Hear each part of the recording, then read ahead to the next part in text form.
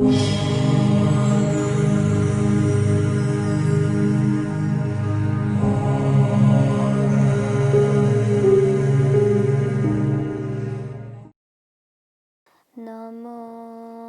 तस्स भगवतो अरहतो सम्मा सम्बुद्धस्स दूरंगमं एकचरं अशरीरं गुहाशयं चित्तं संयमे सन्ति मोक्षन्ति मारबन्धनाति। सर्वप्रथम बोधि टिभी हेरिरहनुभएका सम्पूर्ण धर्मप्रेमी उपासक उपासिकाहरू, आज म तपाईहरूलाई भगवान बुद्धले देशना गर्नुभएको एउटा महत्त्वपूर्ण उपदेश सुनाउन गइरहेकी छु। जुन उपदेशात्मक गाथा मैले वाचन गरिसकेँ। यो उपदेशात्मक गाथा धम्मपदको चित्तवर्गमा उल्लेख रहेको गाथा हो। जुन गाथाको अर्थ हो टाढा टाढासम्म जान सक्ने, एक्लै हिँड्ने, बिना शरीरको गुफामा बस्ने। यो चित्तलाई बसमा राख्न सक्ने व्यक्ति मारको बन्धनबाट मुक्त हुन्छ। यस गाथाद्वारा भगवान बुद्धले मानिसको चित्तको स्वभावको बारेमा देशना गर्नुभएको छ। धम्मपदको चित्तवर्गमा भगवान बुद्धले मानिसको विभिन्न स्वभावको चित्तको बारेमा देशना गर्नुभएको छ। हाम्रो यो चित्त हरेक दिन हरेक क्षण चञ्चल भइरहेको हुन्छ। जसरी आँखाले कुनै रूप देख्ने बित्तिकै त्यही क्षणमा हाम्रो यो मन चञ्चल हुन्छ। नाकले कुनै गन्ध सुँघ्ने बित्तिकै त्यही क्षणमा मन चञ्चल हुन्छ। कानले कुनै शब्द सुन्ने बित्तिकै त्यही क्षण मन चञ्चल हुन्छ। मुखले कुनै स्वाद लिने बित्तिकै त्यही क्षण मन चञ्चल हुन्छ र यो शरीरबाट कुनै स्पर्श लिने बित्तिकै पनि हाम्रो यो मन चञ्चल भइरहेको हुन्छ। यसरी मन चञ्चल हुने अवस्थामा यदि राम्रो आरमण भेटेमा मनमा लोभ उत्पन्न हुन्छ भने नराम्रो आरमण भेटेमा मनमा द्वेष उत्पन्न हुन्छ। यसरी मनमा लोभ र द्वेष उत्पन्न हुने कारणले गर्दा यो मन दूषित भइरहेको हुन्छ। हरेक क्षण हरेक पल हाम्रो मन चञ्चल भइरहेको हुन्छ। यसरी चञ्चल हुने मनलाई भगवान बुद्धले पानीबाट निकालिएको माछाको उदाहरण दिनुभएको छ। जसरी माछालाई पानीबाट निकालेर जमिनमा राख्दा छटपटिन्छ, त्यसरी नै हाम्रो यो मन पनि चञ्चल भइरहेको हुन्छ। यसरी चञ्चल हुने हाम्रो यो मन एकैछिनमा धेरै टाढासम्म पनि जान सक्छ। यो हामी आफैले अनुभव गर्न सक्छौँ। जस्तै कि हामी अहिले बसिरहेको अवस्थामा पनि हाम्रो यो मन धेरै टाढा अमेरिका, लन्डनसम्म पनि पुग्न सकेको हुन्छ। तर हामी साँच्चै नै जान पर्यौँ भने त्यति चाँडो कुनै पनि स्थानमा पुग्न सकेको हुँदैन। त्यसकारण हाम्रो यो मन धेरै टाढासम्म जाने भएको कारणले गर्दा यसलाई दूरंगमं भनेर भनिन्छ। हाम्रो यो मनलाई जहाँ जानको लागि पनि कुनै साथीको आवश्यकता पर्दैन। एक्लै नै जताततै घुमिरहेको हुन्छ, जसलाई एकचराङ भनेर भनिन्छ। हाम्रो मासुको आँखाले देख्न सकिने भौतिक रूप यो चित्तमा छैन। यो चित्त एउटा मानसिक तत्त्व हो, जसलाई अशरीरं भनेर भनिन्छ। यो शरीर नभएको चित्त हाम्रो भौतिक शरीर रूपी गुफाभित्र बास बसिरहेको हुन्छ, जसलाई गुहाशयं भनेर भनिन्छ। यसरी गुप्तचरको रूपमा बसिरहेको यो चित्तले गोप्य रूपमा धेरै पाप कर्महरू गरिरहेको हुन्छ।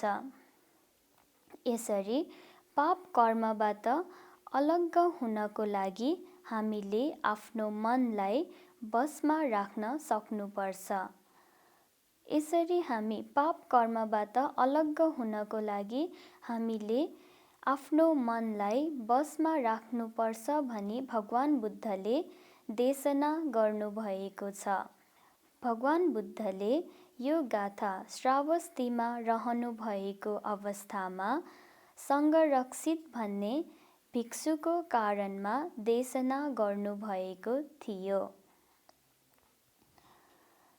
भगवान बुद्धको उपदेश सुनि श्रावस्तीको एक कुलपुत्र गृहत्याग गरी प्रव्रजित भएर सङ्गरक्षित नामले उपसम्पन्न भए।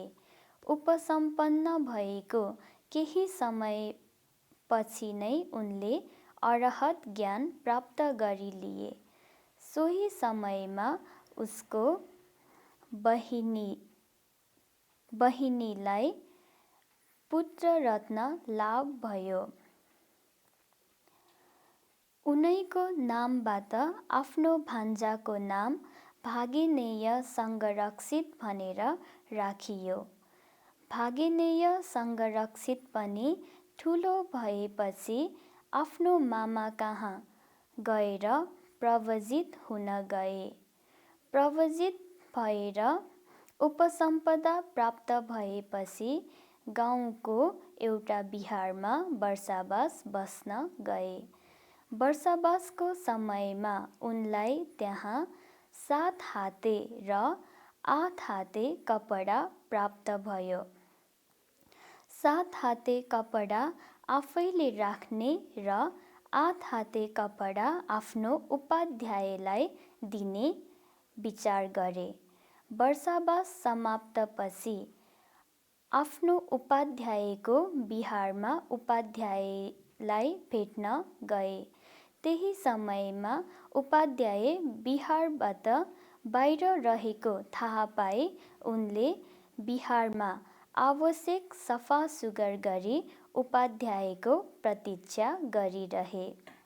उपाध्याय बिहारमा फर्किनु भएपछि उहाँलाई खुट्टा धुनको लागि पानी राखिदिए र बस्नको लागि आसन मिलाइदिए।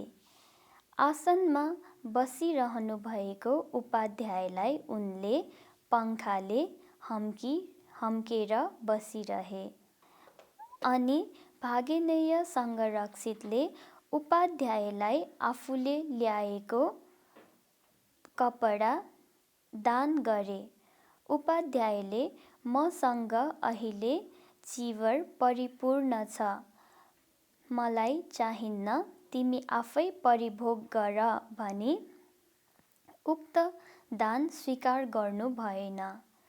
र उनले फेरि भने, भन्ते यो कपडा प्राप्त गरेदेखि मैले तपाईलाई दिने सङ्कल्प गरेको थिएँ।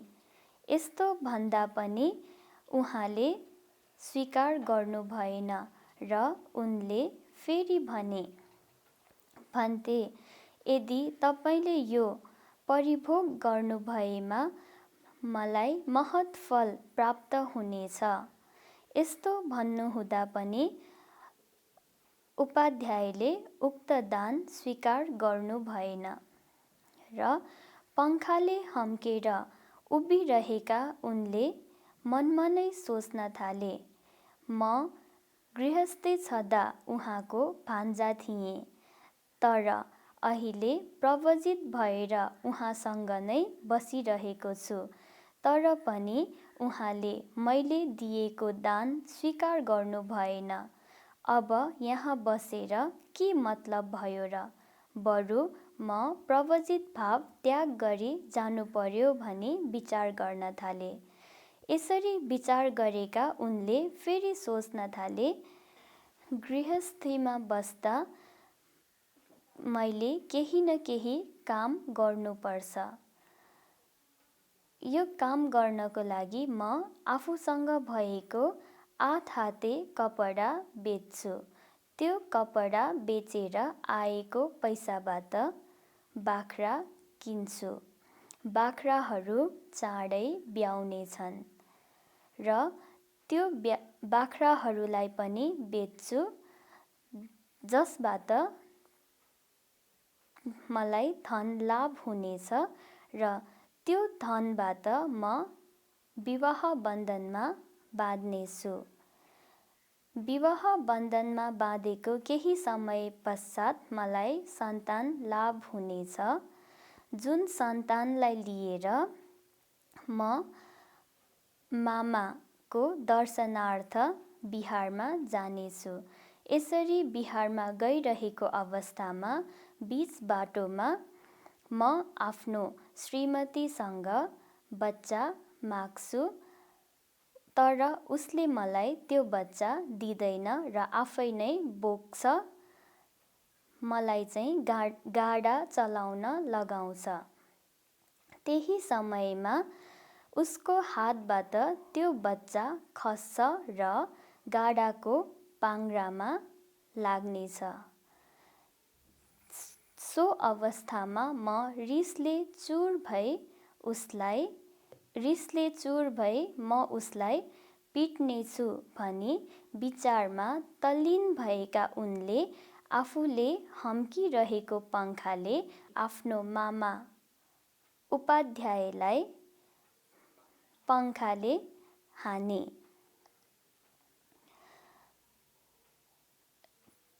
सो कुरा उपाध्यायले थाहा पाउनुभई उपाध्यायले सबै कुरा थाहा पाउनुभई भन्नुभयो, संरक्षित, आफ्नो स्वास्नीलाई भनेर हानेको पङ्खाले किन मलाई हानेको?